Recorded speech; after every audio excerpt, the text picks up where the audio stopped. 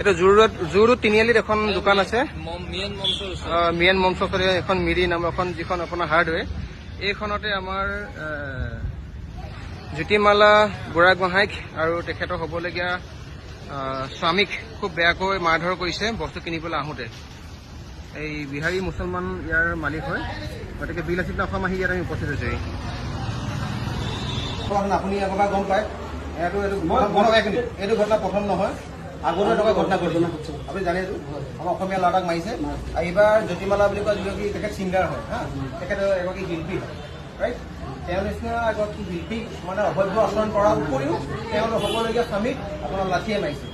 এটা কথা তেওঁ স্পষ্টকৈ ক'ব যে যদি অসমত থাকি পেলাই যদি ব্যৱসায় কৰিব লাগে তেখেতে প্ৰথমতে প্ৰকৃত অসমীয়া হ'বলৈ শিকিবলৈ ক'ব, নহ'লে কিন্তু এনেকুৱা চাটা আমি বন্ধ কৰি দিয়া এক্সাম্পল ধেৰ আছে ৰাইট। সমস্যা লাগিব আপুনি ক'ব, নহ'লে তেখেতে আমাৰ চাটা আমি বন্ধ কৰি দিম।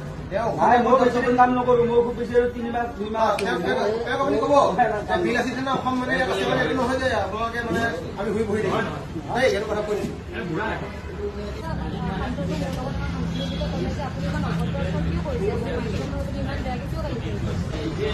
কি হৈছে ঘটনা তোমাৰ লগত? আজি ৰাতিপুৱা 11:30মান বজাত আমি আচলতে ইয়াতে মোৰ কেইটামান ঘৰৰ বস্তু কিনিব আহিছিলো আৰু মানে পাইপ এডাল কিনিব আহিছিলো কাৰ্টেইনৰ, যোনডাল মানে স্কুটিত লৈ যোৱাটো সম্ভৱ নহয়। সেইকাৰণে